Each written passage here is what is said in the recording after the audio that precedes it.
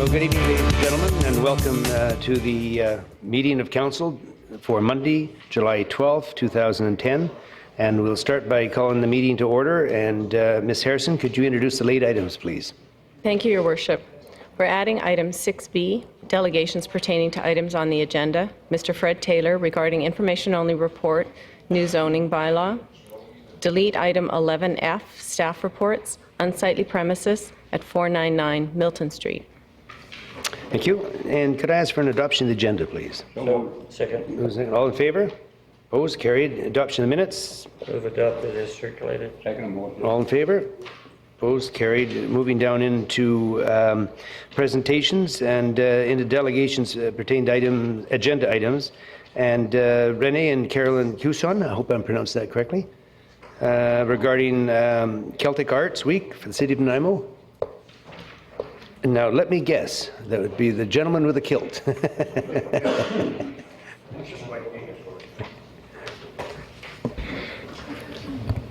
Welcome, sir. Your microphone's on. Thank you. Your Worship and honourable council members, it gives us a great deal of pleasure to be here this evening with regard to Celtic culture in this area. Many of you may know that going back to the founding of Nanaimo, the early days, that the first Europeans to come to this town after the very beginning, a man named Joseph Mackay was sent out by the Hudson's Bay Company from Fort Rupert to come and have a look at this town and see if the information that was brought by Cole Tyee Kowetchikan was in fact accurate. And his survey found that there was coal here, and from that point in time they seemed to bring in more settlers from Fort Rupert, predominantly Scots. And from that point in time, we saw families like McGregors, Muirs, Gilmores. Some of those names perpetuated themselves in the Celtic tradition here in town. I know when I went to school here in Nanaimo as a young boy, there was a lad by the name of Gilmore who descended from that first Gilmore who played pipes here in the town. There's been a long history of pipe bands, pipers, Highland dancing, predominantly the Scottish Celtic traditions here in this town from the early days. And certainly, I know as a young boy, I probably would never have taken out the bagpipes, especially being a non-Scot myself with a name like Renee Cuson, if it weren't for the fact that the tradition was strong here and really captured my attention. And so at a very young age, I learned the bagpipes and joined in some of the wonderful traditions that were already a part of the fabric of this town. And you know, it's been an exciting journey for me. I've had a chance to do a lot of piping in this town. Bill Holden was just reminding me that I played for his daughter's wedding.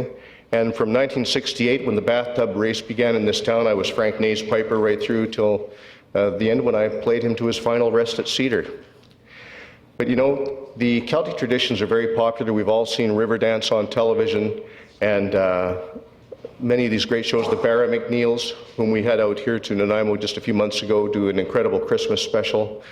All these people really enjoy coming to Nanaimo to perform, and we find that people are coming from all over the world here to enjoy what we have to offer in terms of the local Celtic heritage, but also finding this an incredible city to come to learn some more about the Celtic heritage. And I'm going to turn the microphone over to my wife Carolyn to speak a little bit about what we've been doing more recently to try and evolve the Celtic culture in Nanaimo a little bit more. Carolyn? Thank you. My name is Carolyn Phillips Cuson. Some of you will know me as a former Rotarian and an investment advisor in town. And it gives us great pleasure, as Renee said, to talk to you about this proclamation around the Celtic Arts Week, particularly since we are from Nanaimo, and it took us several years to get to Nanaimo with this project. We started in Shawnigan Lake for the first 4 years, and then we were in the Parksville resort area for the next 3 years, and now we're happily situated at VIU. You'll know that as Vancouver Island University, former Malaspina College University College, and also the Port Theatre. And in the middle of all this, we've also done projects up and down the island. And what started off as a project off the sides of our desk with 2 very full-time jobs soon became, actually I should start, it started as a homegrown music and dance camp because the 2 of us had had a similar experience as children, a wonderful experience, an enriching cultural experience that's embedded firmly in the fabric of Canadian culture, and I dare say here also in Nanaimo. Anyway, it started as that, and what it then became was us hosting an average of about 300 participants that grew to about 1,500 people in the audience yearly. I was going to say from 17 countries, but we've now had our 18th country enroll, Tunisia. And to check your maps where Tunisia is. It took me a while to figure that one out. And all these people have come to Nanaimo. Where we have gone with this has turned out to be much bigger than what we had originally anticipated.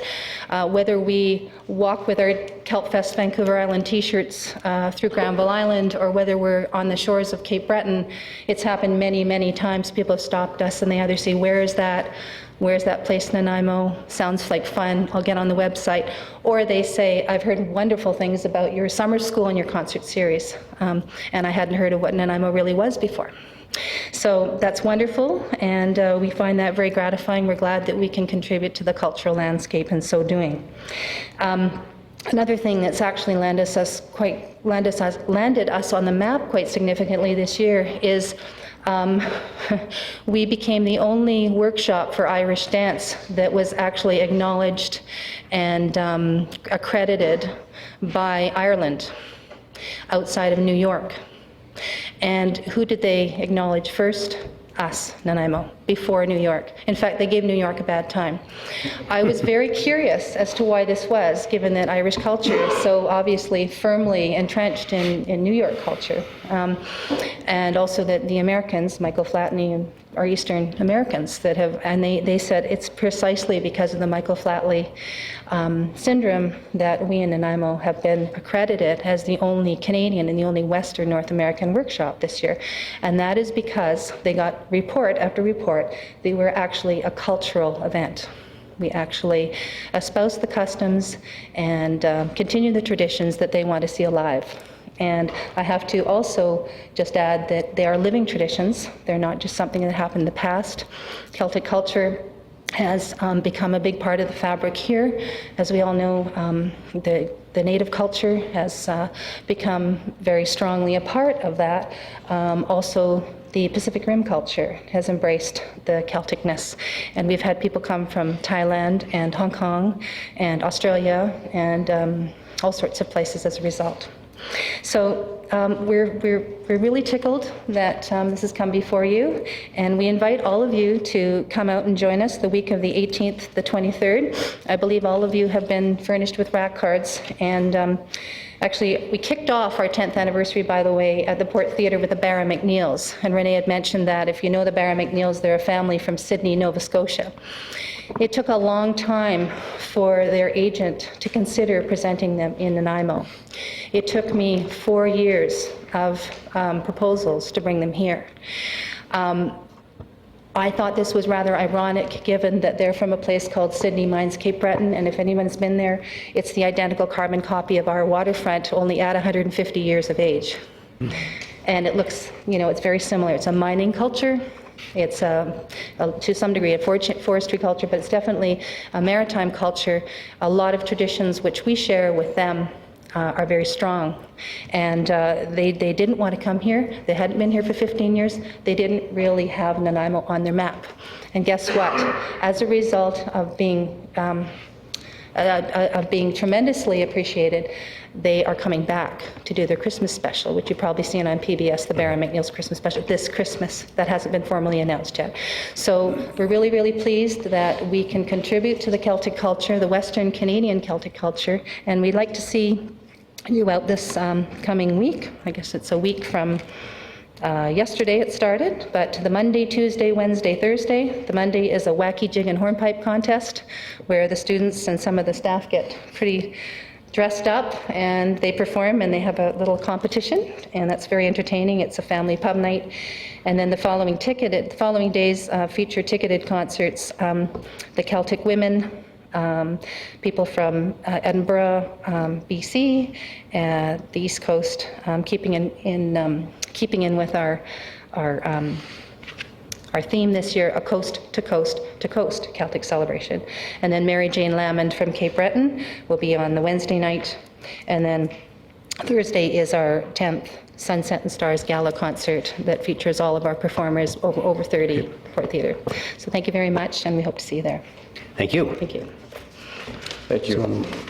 Oh, I'd like to actually, maybe I'll get a shadow box, but I have a T-shirt to put somewhere, maybe on somebody or something. Maybe staff could look after that, if you wouldn't mind. Yeah. Thank you very much. Thank you very much. Your Worship. As you know, it's coming up later in the agenda, and will be a proclamation on that, too. Move receipt of the delegation. Second. All in favor? Opposed? Carried. Thank you very much. We'll be declaring the proclamation very shortly. The second delegation is Mr. Fred Taylor, 204 Emery Way, on the new zoning bylaw. Mr. Taylor? Mayor Rattan and council members, I speak against the report to the council from Mr. J. Hull, Manager of Planning, a new zoning bylaw. I do not agree with rewrite of our zoning bylaw to reflect the goals and concepts of our official community plan. Remember, you adopted the new OCP. The plan acts, it's stated right in the second page, acts as a guide. The plan is a living document the city may amend. It remains my opinion the upzoning of land may be a key financial factor in redevelopment of land. I believe the opportunity to purchase land subject to rezoning approval increases the value which may be used towards financing of developments or redevelopments. I believe you may create hardship for many of today's landowners. For example, if you upzone land within a corridor, say in the same block of our city, today's landowner within the corridor should gain in increased land value because of the higher rezoning. For those who sell and have a large gain in property value, it will reflect on others within that corridor and say that block, for example, who are longtime residents and wish to remain, but will be faced with higher assessments caused by the increase in value from the sale of their neighbor's property, which will be reflected into their assessment value and higher taxes. So if you take a block, rezone that block, one property sells identical, say building and property a couple of doors away, the assessment's got the opportunity to increase its value even though those people want to stay there as their original family home. This process will also deter redevelopment and development once values rise on the land through the sale and assessment of some of the properties. So once all those properties, the way you're going to go about rezoning, putting the zoning on you want to see happen, and you take that opportunity away from the developer, he's losing the ability to help finance his project because of the increased rezoning. This in no way to force the goal is no way to force the goals of the OCP onto the community. Remember, the OCP is only a guide. And for instance, the council the day participated in rezoning some Weyerhaeuser land that was purchased for roughly $700,000. The RDN, which you helped vote to purchased it a couple of years later through the upzoning for $2.5 million. Upzoning is what does it. So why do you want to just place this throughout the city on everybody? Okay, we have a question. Councillor Thank you. Sorry, Ms. Taylor, if you want to hang on, we got a question from Councillor Oldham and Councillor Kipp. Councillor Oldham? Yes, thank you, Your Worship, and thank you, Mr. Taylor, as you're our first public respondent on the zoning bylaw that's just in draft form and that the Plan Nanaimo Advisory Committee doesn't see until tomorrow. Well, I've mentioned this to staff before, and some staff, and when they've been to neighborhood association, that they just stood back and, Oh, you're going to help upzone right now and then maybe make the land too expensive for development to come in and gain that and develop in our city? Yes, I understand your point, but I think we need a clarification. Actually, we're looking at the redefinition of zones and the reorganization of the zoning bylaw and so on, but I don't think our process involves actually rezoning anything from its current zoning. Is that correct? I just ask through you to staff, Your Worship. Go ahead. Yes, Your Worship. In answer to the question, the stage that we're at right now is just to develop the text portion of the bylaw. We're not anticipating, as Councillor Holdham says, we're not anticipating to pre-zone lands, but that would occur in phase 3 of the project, which we don't anticipate to launch until the fall of this year. We're still working on the text of the bylaw and trying to reduce the number of zones in the city and make it more user-friendly, but we certainly haven't got to the mapping stage yet. But I believe our goal is what I'm trying to speak about. Thank you. Okay, we have also Councillor Kipp. Just through you to Mr. Taylor, a clarification on when you interpret guide in the OCP. From my perspective, you can say it's guidelines, and it's just something to basically follow, or it can actually guide the growth of the community. Something like a kayak guide takes you out in the lake and you're way safer, versus just reading a pamphlet that has guidelines. How do you interpret that? Well, just what I read, that you voted to adopt the Plan acts as a guide for decision making. So, well, from my perspective, I did sign off on it, really like it, and it does control it. Do you disagree with zoning? Do you believe it should be an area-wide or a block zoning around an area, or ad hoc individual? It's almost like an ad hoc individual now. Yeah, But very much so. it does give the opportunity for the neighbors, wherever it is, or any of the community to be heard, because in something that's large scale, like it's being proposed, I don't think too many people listen. For instance, when you had your high density studies on the OCP, I think the records show you had 43 people attend and some were from outside the city, etc. Well, that shouldn't control the city. Yeah, true. Thank you. Thank you, Mr. Taylor. I see no further questions. Move to receive the delegation. All in favor? Opposed? Carried. Next thing is the mayor's report, and I would just like to comment that that it's important, I think, to recognize and compliment both the organizers and the many volunteers who made last weekend's Dragon Boat Festival such an outstanding success. You know, I don't know if people are aware just how many teams participated, but I understand it was 82 in number. There is, I believe, between 24 and 26 people to one of these dragon boats. Mrs. Harrison? He's looking for... There are 22. 22. That includes the steers person? Okay. Anyway, when you think of 82 teams coming with 20-odd people at a team, it's a huge number of people. And the direct impact on Nanaimo through accommodation, food services, and so on was absolutely incredible. And a big thank you to everyone involved, and certainly the volunteers.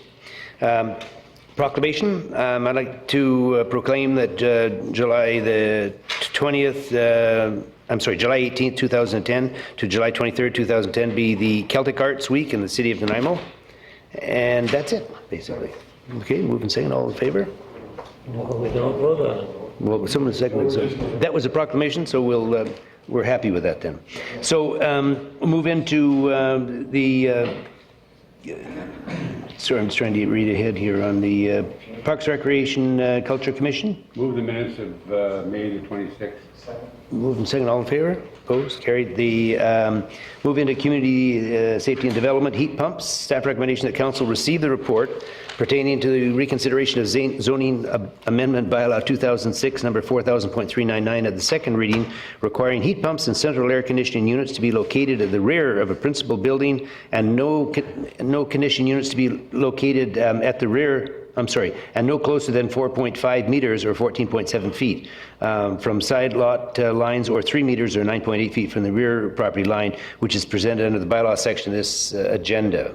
Move the staff recommendation. Moved and second. Any discussion? Question? Go ahead. Would this be a good time, Your Worship, for staff possibly to explain that this does not involve existing heat pumps? It will come up later at the vote, but I mean, there's no point. We've asked the question now, and maybe we can get an answer, Mr. Tucker. There'll be grandfathered in, so anyone with heat pumps at the present time will not have to be concerned about this bylaw. Is that not correct? Existing heat pumps would be grandfathered, that's correct. Okay, question on that one, all in favor? Opposed? Carried. The road closure portion of unnamed lane south of Media Way, the west of Hecate Street, it's bylaw 7104. Staff recommendation that council receive the report pertaining to highway closure and dedication removal portion of the unnamed lane south of Media Way and west of Hecate Street, bylaw 2010 number 7104, which is presented in the bylaw section of this agenda. And 2, approve in principle the sale of the proposed road closure area to Showa Organization Services Limited at an amount to be determined, accepted by council. And 3, direct staff to proceed with public notice for the road closure of a portion of the unnamed lane south of Media Way and west of Hecate Street. Would someone like to move? All three. Move all three. Seconder? Discussion? I see Councillor Sherry. Well, Mr. Chairman, I know it comes up as a bylaw later on, but I think it's important right now that on page 36, at the very first, the top line, it makes reference to parcels 530, 540, and 550 Pine Street. But when one looks at the schematic, I'll call it, of agenda, it's kind of hard to find where it's located at, and those are city-owned properties. I've talked to staff about it, and they've identified that after the process of consolidating, should this property be purchased by the individual under the rights-of-way, and that there will be a given access to those parcels. But for some of us that have been around a day or two that know where the property is, it would be nice to have that identified there, so a better understanding of that. Okay, any staff comment? Yes, Your Worship. It's as Councillor Sherry described. The laneway does provide access to 3 city-owned lots that are addressed off Pine Street. When the initial lot consolidation takes place, if council approves this proposal, there would be a blanket access across all the property to provide access to those 3 lots. And then subsequent to that, there'd be a surveyed access provided. So it's a series of steps to get to where we are today, replacing the existing laneway access with a new easement across the property. Okay, thank you, Mr. Tucker. I succeeded in losing my place now. Okay, all those in favor? Opposed? Motion carries. Unanimously. And we're going down into DP 645, 4800 Cedar Ridge Place. Staff recommendation that council issue development permit DP 645 at 4800 Cedar Ridge Place with the following variances. Required on-site parking. The required on-site parking for 87 multifamily units is 144 spaces. The proposed on-site parking is 122 spaces, a proposed variance of 22 parking spaces. And 2, building height, that the height of the principal building shall not exceed 14 meters or 46 feet. The proposed building has a height of 15 meters or 49.17 feet, proposed variance of 1 meter or 3.17 feet. Do we want to move it to get on the table? So moved and seconded. Any discussion on it? Councillor Sherry, or yours, this from, sorry, Councillor Bestwick. Well, thank you, Your Worship. Just a question to staff. The access and egress out on, past the Grand Hotel and was considered to be potentially problematic. Is there any improvements at that intersection that would fall within this development? No, Your Worship. The access, I think there was a reference in the when this came up at the previous council meeting about parking on Cedar Ridge, but there's no proposed improvements at the intersection of Cedar Ridge and Rutherford Road. Just to follow up, Your Worship, will there be sidewalks? And I apologize for not knowing this if I should, but will there be sidewalks all the way in off of Rutherford? Yeah, I believe those currently exist. So right through into the proposed development? That's correct. Thank you. Councillor Unger. Thank you, Your Worship. My question is related to the height of the building and its proposed location. Will it be in the line of sight of any other buildings in the area that would be impacted?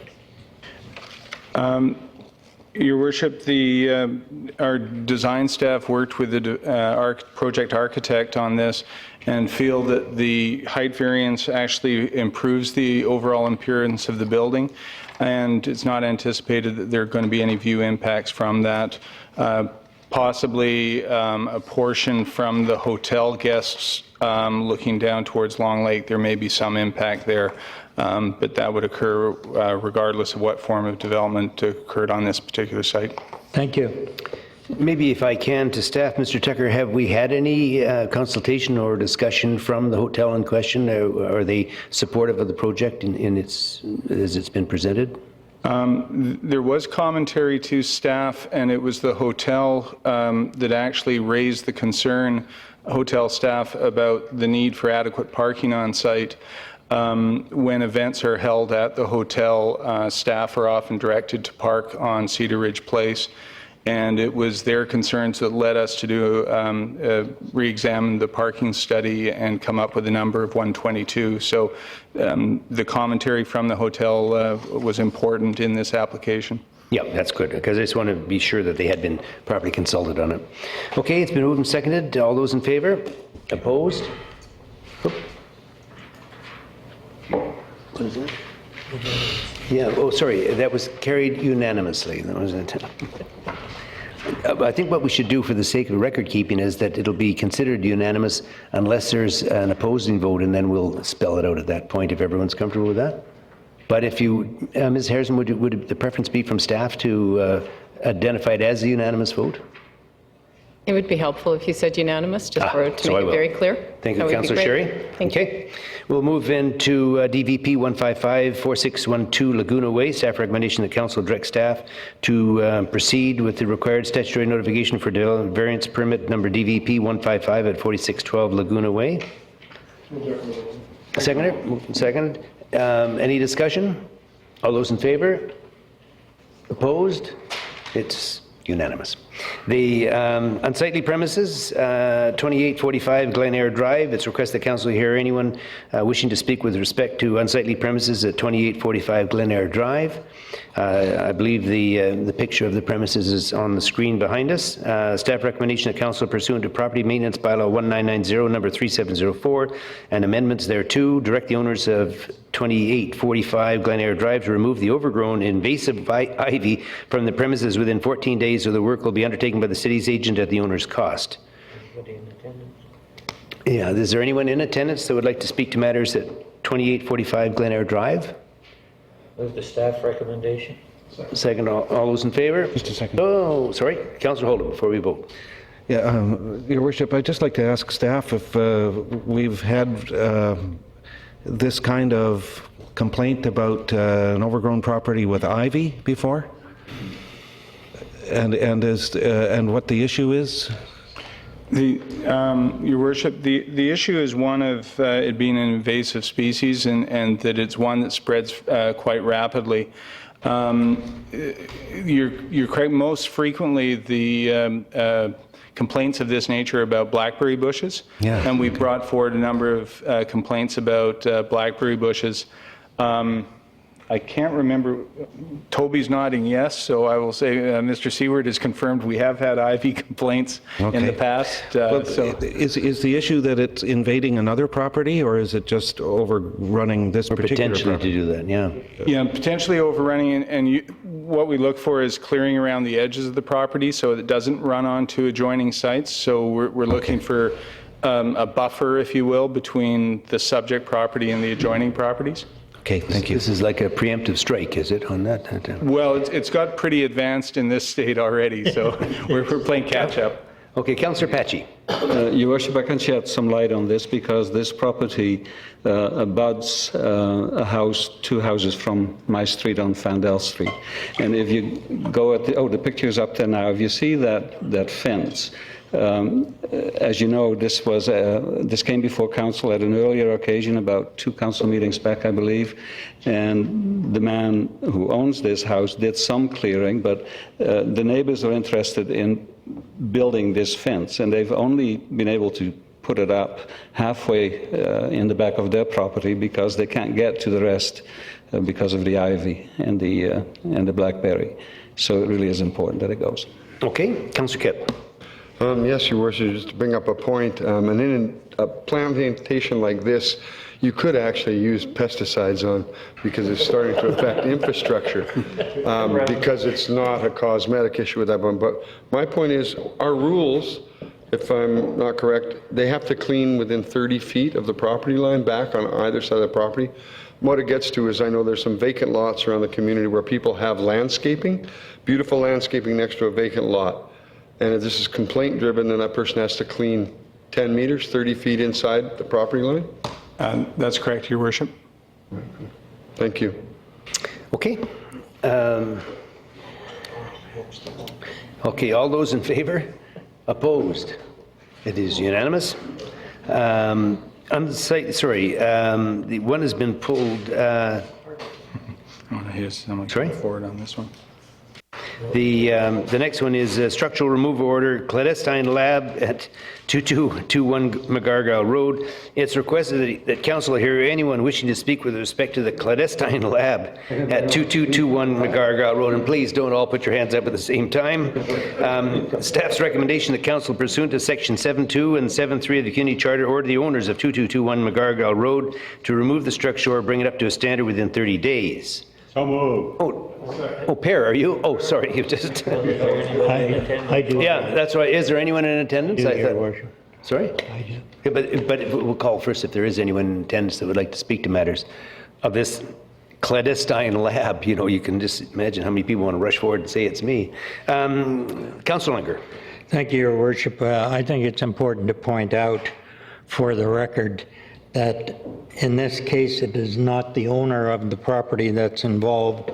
This was a rental property, and unbeknownst to the owner, the tenants went into business for themselves. So the owner is in no way involved, according to the information that I have. Thank you. Okay, I see no one in attendance, so if someone would like to move the recommendation. Okay, moved and second. All those in favor? Opposed? And so it's unanimous. Unresolved building deficiencies. Excuse me. Notice on title section 5.7, it's requested that council hear anyone wishing to speak with respect to unresolved building deficiencies or illegal suites for the properties listed below, and those are 3490 Planted Road, illegal construction, finished basement to include 2 secondary suites. 2664 Willow Grouse Crescent slash finished basement to include a secondary suite. 3548 Vaquero Place, expired building permit and occupy single-family dwelling without approval.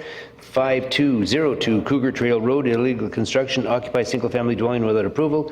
And 2219D McGargow Road, alias within 2221 McGargow Road, illegal use, illegal drug manufacturing site. Is there? Your Worship, can I ask a question? Sure. Are you going to do them all together, or are we going to do 1, 2, 3? Well, first of all, we want to just run through them 1 to 5 and find if there's anyone in attendance for item. I got to believe that I have a conflict in number 3. Oh, I thought it was going to be 5. On 3, okay. Should I leave now? No, you can wait till we get there. So let's start off with number, because we might need your support on some of these issues here. So on item 1, 3490 Planted Road. Is there anyone in attendance that wants to speak to matters related to 3490 Planted Road? Staff recommendation. Second motion. Okay, all in favor? Opposed? It is unanimous. Item 2664 Willow Grove Crescent. Is there anyone in attendance who wants to speak to matters related to 2664 Willow Grove Crescent? Move the staff recommendation. Second, okay, and we'll, on the third item, we'll note that Councillor McNabb is absenting himself on the perception of conflict. Did we vote on that? I think, did we vote on the second one? Okay. you want to vote, Larry, before you leave? All those in favor? Opposed? The motion carries unanimously. On number 3, 3548 Vaquero Place. Is there anyone in attendance who wants to speak to matters related to 3548 Vaquero Place? Move the staff recommendation. Second? Okay, all those in favor? Opposed? It's unanimous. If you want to ask, thank you. Is there anyone in attendance that wants to speak to, would like to speak to matters related to 5202 Cougar Trail Road? Move the staff recommendation. Seconder. We're dealing with item 4. All those in favor? Opposed? It's unanimous. And the 5th and final one, 2219D McGargle Road. Is there anyone in attendance which would like to speak to matters at 2219 McGargle Road? Seeing none? Move the motion. Okay, moved and seconded. All those in favor? Opposed? It's unanimous. It's passed. Municipal Highway Naming Time Place Bylaw 2010, number 7105. Staff recommendation that council receive the report pertaining to Municipal Highway Naming Time Place Bylaw 2010, number 7105, which appears under the bylaw section of this agenda. Move receipt. Seconder? Second. It's staff recommendation. All those in favor? Opposed? Unanimous. And the bylaw to exempt certain lands and buildings from taxation. Staff's recommendation that council receive the report pertaining to property tax exemption bylaw, Island Corridor Foundation in brackets. That's the property they're dealing with. It's 2010 number 7100, which appears under the bylaw section of the agenda. Second. All those in favor? Opposed? Carried unanimous. Oh, you're opposed? That's right. Sorry. So we have Councillor Sherry opposed, balance of council in favor. The motion passes. The item passes, I'm sorry. Going down to Community Services, Bowen Road Widening Phase 1, Sanitary Siphon Relocation. Staff recommendation the council award the contract for Bowen Road Widening Phase 1, Sanitary Siphon Relocation to the low tender Windley Contracting Limited for the low bid of $272,888. So moved. Is there a seconder? Sorry? Okay, you're seconding. Any discussion on this? All those in favor? Opposed? It's passed unanimously. Proceed to the information only items. Second. Moved and seconded. Any discussion? All those in favor? Sorry? Passed unanimously. Sorry, we're just receiving. Did you have a question? I have a question. Okay. A question to Mr. Hickey, if I may, on the size of the lots, the parking stalls at Bowen. Are they regular size or are they the required 3.9 meters wide that the people from Access Nanaimo would prefer? I believe Parks, Rec and Culture would be working with Access Nanaimo to make them that size so that they would be good for the people in the community to use. Thank you. Okay, Councillor Kipp. Can I ask a question? Staff doesn't have to answer it now. Could I find out how old our road standards and that are? Like what date is the standards for our road? What's the current date of it? It's a question for later. I don't need the information now. Okay. All right. No further questions on even information items. That Councillor Sherry, sorry. We voted on receipt of the information only items, and I wish to deal now with item 1, which is the drafting of the zoning bylaw, the goals and objective in there, and the proposed changes. And that I understand this hasn't even been to the committee as yet for their review and comment. And it's suggested that there's going to be other informational meetings and phases as it relates to the tying in of this with the community plan. But I guess where I have difficulty when like on page 83 and in the hatched box type, item number 2 allows some flexibility in lot size, 10% variability, provide the average lot is equal to or greater than 450 square meters. Well, I mean, you're going from 600 meters to 450 meters, and then when we look at throwing lot sizes like that, and then when we deal with secondary dwellings on lot sizes, our lot sizes are much greater than that. Is that correct? Your Worship, Your Worship, we have lot sizes down to 325 square meters. This is really in response to the environmental concern about getting density in neighborhoods and to get some variance in the lot sizes. My question, Mr. Swaby, is that when we put the lot size at 450 or 350, are they allowed to have secondary suites? Your Worship, that would be certainly something we would be looking for some feedback during the process. My initial reaction is yes, we would. Other communities such as Vancouver certainly do it, and they have more than one secondary suite on lot sizes that are considerably smaller than 600 square meters. And then I'll go to the next box, is create a new zone, R8 zone, to allow for non-strata form of townhouse ownership. Well, I have difficulty with that because private ownership on a strata title, or are they permitted or they're not permitted? And these things, I hope, will be flushed out during the consultation process as it relates to there. And the biggest concern that I have is that you're introducing a corridor zone.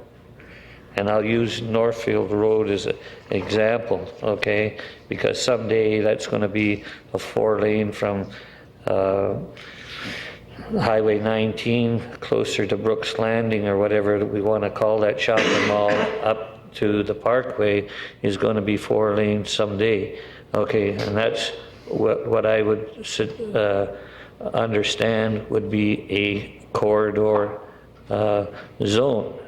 Now, what's currently there, you have single-family dwellings, you have duplex zone, and you got multifamily in there. And currently, okay, if this goes through and you're dealing with a corridor zone, when are we going to notify not only the individuals that have property that can have multifamily on it, but also be alert to the people that have single family and the process of taking it to the public for information. This I can see as a challenging task for you, and as I say, I'll be at some of these. I don't like your terminology, open houses. I'd rather have a community meeting where you got somebody explaining the issue to the whole audience, and an individual may have a question. It's posed to the board, and everybody in the room receives the same information, rather than one or two have the same question, but asked to different people, receive different answers. So good luck in your challenge. Okay, Councillor Kipp, did you have something? Yeah. Worship, zoning is very interesting because I like the connotation that it is tied to the OCP and that it is policy driven from the OCP. I hate the fact sometimes that it's ad hoc, but people have the right to request a zoning. Area-wide I like, and I think that's what our OCP ties into. I like the fact that it's supposed to reduce, make it easier. The greater public input, I'm absolutely concerned that a zoning change means we go out in a single-family neighborhood the same distance we would clear a lot of ivy, 30 feet. So we're clearing ivy, and in that same 10 feet or 30 feet, we're informing the neighbors that they're going to have a sixplex next to them. So I think within our zoning, we have to look at things that we don't want in certain zones. Quite a few years back when I was on council, we looked for a place for a climbing wall. There wasn't one. So of course staff says, well, we have no zoning that permits a climbing wall. So the climbing wall had to search all over and had to make changes in that. I would prefer to see something in like residential zoning saying we don't want noxious odors, noise, and those things. Some of the things we don't want in some of those zonings, not just all the things we want. To me, that leaves it a bit more open for an interpreter or someone in entrepreneurial spirit to change things or bring something new in. I think sometimes our language in the zoning is limiting within it. So I prefer to see staff open up that 10-meter barrier of how far we talk to people outside of our neighborhood, get a greater sense of what the greater area wants. I know it's a daunting task. From one of my counselors, I say, well, we're not social engineers, but I absolutely think we are. When we look at the social fabric of our community, we've heard complaints about large properties that pay huge amounts of taxes that like that lifestyle and don't want small lots in their area. We heard other areas that are happy to have small lots. And I hope we can get in this a lot of public input and not 43 people and get to set some area-wide zoning for our community. I currently think we have way too many zones, and I think hopefully we can reduce some of those. Thank you. Okay, Councillor Holden. Yes, thank you, Your Worship. I'm pleased that this report from staff is getting the attention it is, because it deserves it. Our zoning bylaw is a significant piece of legislation, and it actually enshrines property rights of various kinds through the various zones for the property owners. And so we have to be both careful with it and visionary with it, I would say. I'd like to see a zoning bylaw that both encourages those kinds of constructions and uses that we would like to have in our community, as well as regulate those that we don't want, just as Councillor Kipp is saying.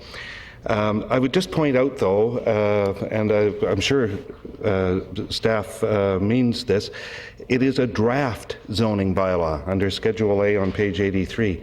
Everything is up for grabs, including the overall goals. There might be goals of livability and sustainability, for instance, that will work their way in there through the process. I'm sure that our committee, the Plan Nanaimo Advisory Committee, will be going over each and every one of these proposed changes and may have several more of their own to propose, as well as all the stakeholder groups and the general public through the various surveys and so on. So this is the starting point. It's what we've been after for some time, to review and revise a document that hasn't had this kind of attention for a very long time. So I think it's exciting. I'm glad we're starting. And the first meeting of the committee that deals with this is tomorrow afternoon. All council members, welcome anyone else who would like to come to that meeting to see how we begin this process. Thank you. Good points. Councillor Apache. While I realize that this is a draft and it will go to PNAC tomorrow and there'll be all sorts of input, but I'd still like to ask staff to maybe go to page 85, the last part, waterfront, where it does state under highlights, height of buildings within Newcastle Channel, multiple family residential only, permitted as a secondary use. You know, I'm having some trouble understanding that. Are you in a position to explain that a little bit better now? I'll make an attempt, and Councillor Patsy, just staff are hoping to have a revised wording up on the website tomorrow, so they're aware of this wording error, and I agree with you, it's a little confusing. What this is a reference to is within the Newcastle Channel area, the zone there would have a base height similar to the base height that we have in the downtown, and then an applicant would come in and apply for extra height if they wanted to put a building up that was taller than the base height, so it would go through a rezoning process. So the reference to secondary use, it's actually, you would have the permitted height, and then you'd have to apply for the additional height through a rezoning process. Okay. I see no other questions. One question that I had on item D, 12D, report from Mr. Harding, Director of Parks, Recreation, etc. Re the 2010 Municipal Insurance Authority Risk Management Grant. Do we, just as a matter of interest, do we have someone who wants to give us an outline on the grant? Your Worship, the grant is available through the Municipal Insurance Association, and the purposes of these grants are to make available dollars that can create reductions in risk. And I think in this particular case, I'm not familiar with the details of how the application was submitted, other than to know that it was has been approved. And in this particular case, I think the idea is that the proximity of these parking spots will make it more accessible to people in wheelchairs to our municipal facilities. Good, thank you. Okay, is there a further question from staff on it?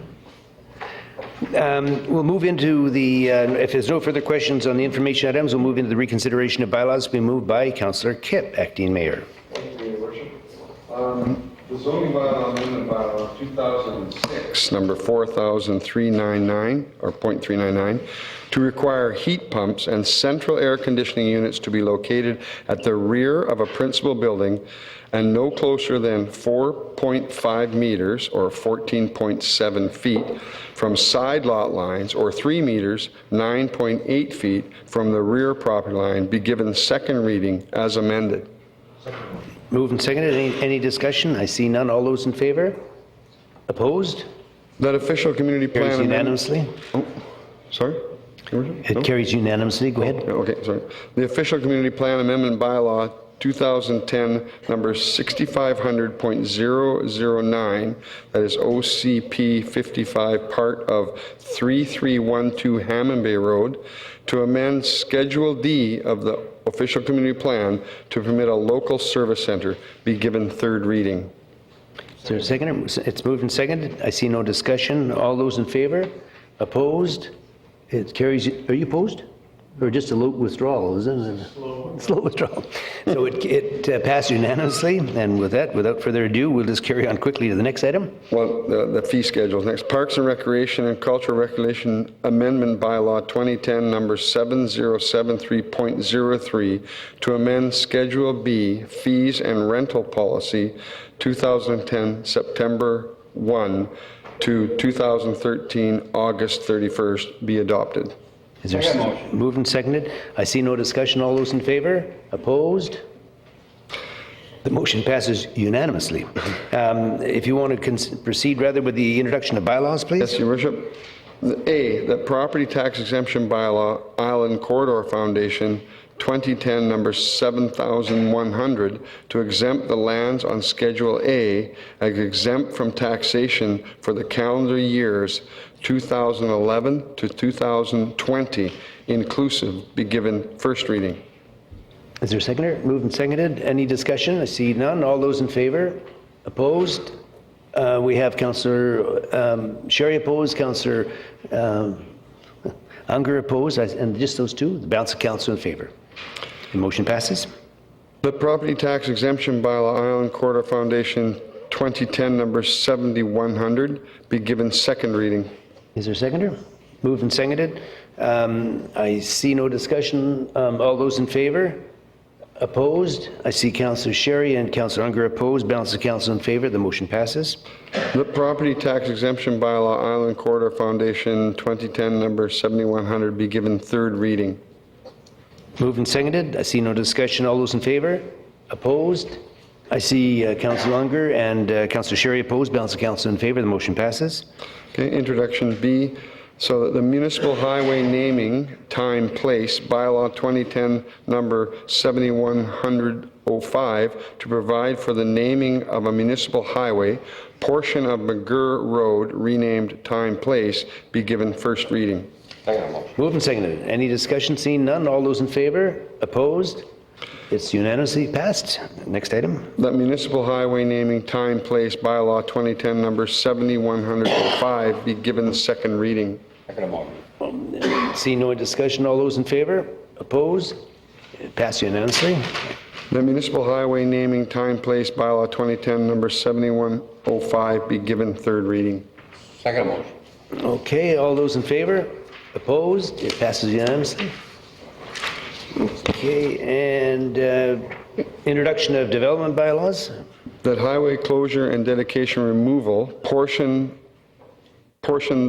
the unnamed lane south of Media Way and west of Heckett Street, bylaw 2010, number 7104, that is LD 1425, to provide for a partial road closure be given first reading. Is there a seconder? Moved and seconded. No discussion. All those in favor? Opposed?